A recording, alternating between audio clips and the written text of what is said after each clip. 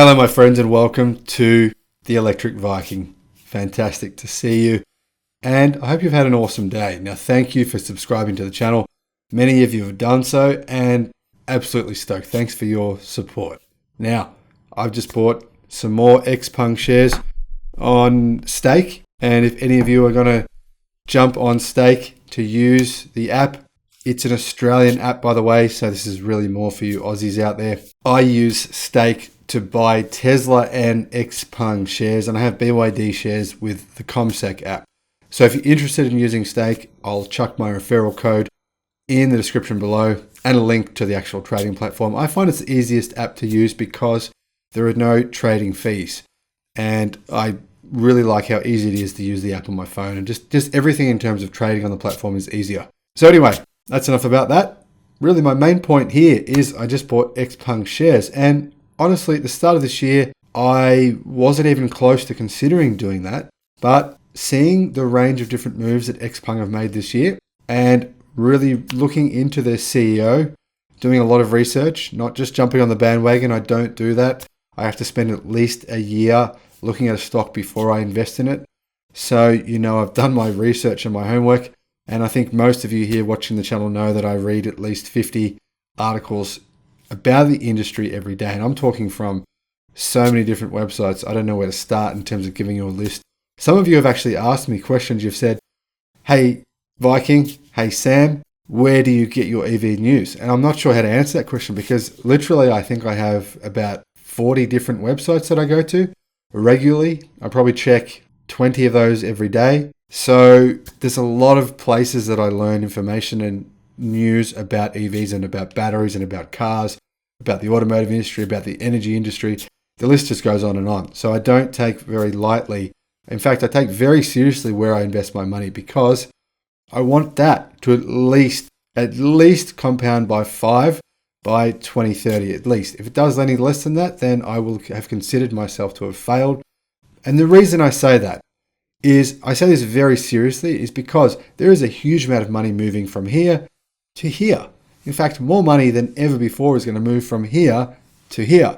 So I might as well take some of that money, and you might as well too. Now, the Xpeng P5 is a real seminal moment for the auto industry. And I know that many people haven't said much about this, but I can tell you that it is because it is a luxury vehicle priced at a non-luxury price. But in addition to that, it's actually an EV with a good range for a price that really it is achievable for millions of people. Now, someone commented on my video about the Xpeng P5 last week, which by the way, I know quite a few of you have watched. I've seen some comments on different websites about you having watched that video. Thank you for watching it. Thank you for your positive comments. And thank you for noticing the fact that this car is very important. Now, the comment said, this is irrelevant to me because I live in America and I can't buy an Xpeng P5. And I'm just here to tell you that is just a childish thing to say, mate. That is a childish thing to say because the Xpeng P5, you got to think about this, right? It's a butterfly effect. This car is going to influence everything. It's going to influence cars that are going to go on sale in your country right now. Do you think GM's not looking at it? Do you think Tesla isn't looking at competing? Do you think Tesla having to compete with the P5? The Model 3 is a direct competitor for the P5. What do you think that means about Tesla's future plans? What do you think that means about everyone's future plans when they see this car come out and they go, holy shit, this is what we have to compete with now? What do you think that means about the plans of Xpeng? The fact that they can build this car, the fact that their sales are going to go through the roof. Do you think they're not going to do the same as BYD and announce like they just did, like BYD just did, that they're going to sell cars in the United States? There's a flow-on effect to everything. So when you look at one thing in isolation, it's not the correct way to look at it. You need to consider everything, look at all the different factors, and then consider how that will therefore flow on to you. So there is a direct competitor to the P5. Is it really a direct competitor? Well, Car News China says it is based on price. I would say maybe not. It's more of a budget car, but it is around the price of the base model P5. And this shows you how damn good a price the P5 is. It's just incredible. I'm still blown away that Xpeng are planning on making this car. And Xpeng don't build cars to make a loss. They're not going to make this car to make a loss. So whatever they're doing there, the vertical integration going on at Xpeng is clearly improving significantly. And I think really one of the key things that's happening there at Xpeng is the cost for them of batteries is going down. And that's reflected in the price.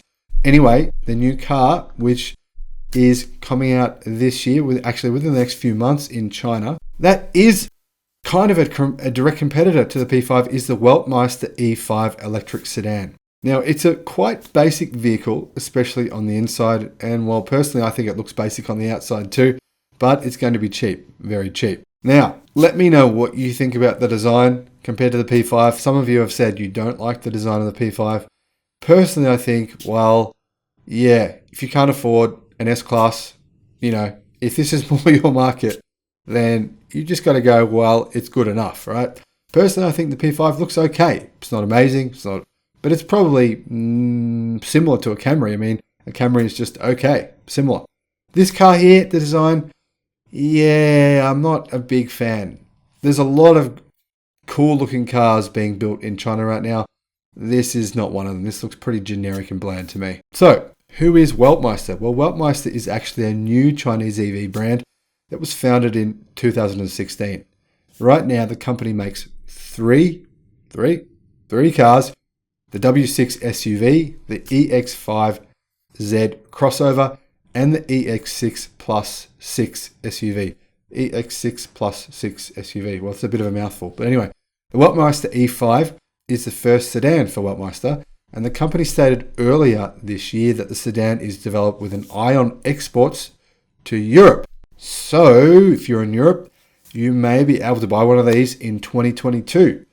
And to be honest, while this price isn't groundbreaking for China, it is groundbreaking for Europe. If they're going to sell these cars in Europe for, let's say, only 10% more than what they're selling them in China, then they will get a lot of demand in Europe, a lot of demand. Weltmeister is also working on a larger sedan.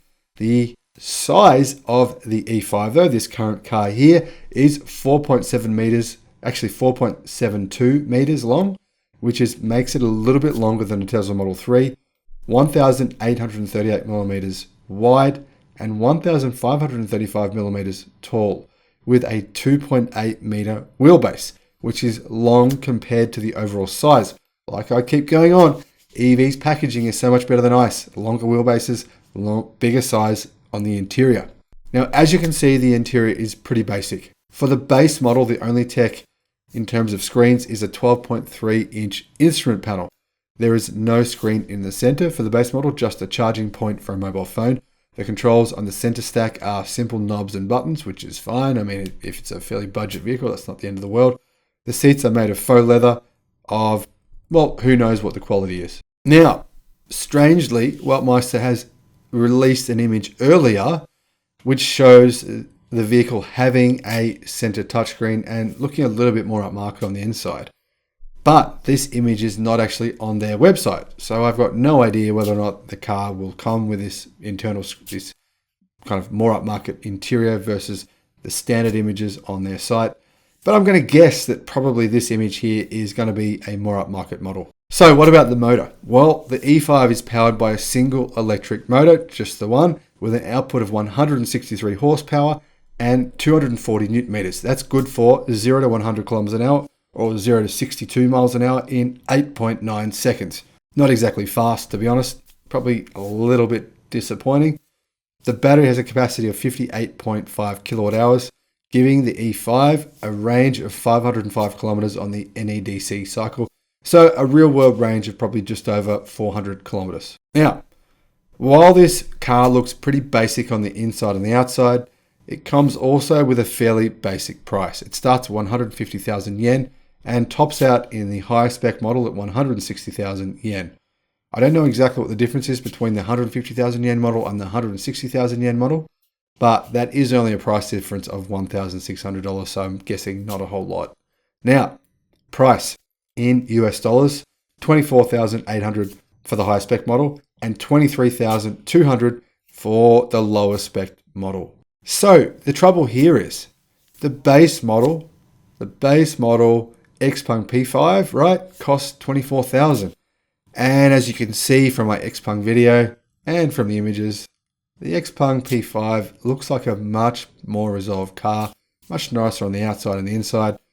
But I've got to say, for this price, $23,000, this range, this size of vehicle, it still is a very well priced car. And personally, if I had a choice, if let's say I was living in China and I was going to choose in this industry, I was looking at a Camry, I was looking at a Toyota Camry, I was looking at one of these, well, yeah, I wouldn't be buying a petrol vehicle.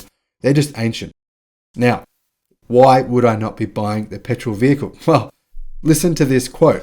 2 years ago, I bought a Mercedes SUV for over $80,000 US. Now I'm trying to resell it. I live in California, and unfortunately, it seems no one is interested. I've reduced the price by 20%, and I'm now selling it at a 45% loss. I'm even willing to go to 50%, but I've only had the car for 2 years, and it's done less than 10,000 miles. It seems no one wants my old gas technology. Thanks for watching the video. Look forward to seeing you on the next one. Bye-bye.